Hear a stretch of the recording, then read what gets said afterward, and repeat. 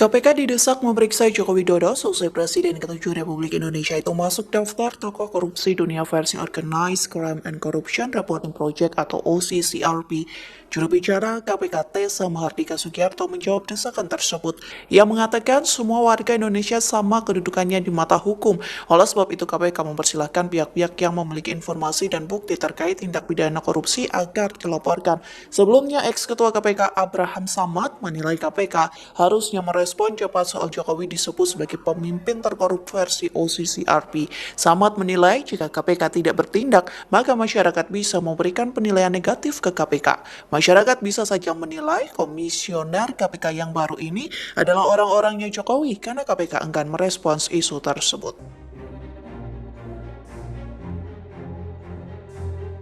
Download Tribun X sekarang, menghadirkan lokal menjadi Indonesia.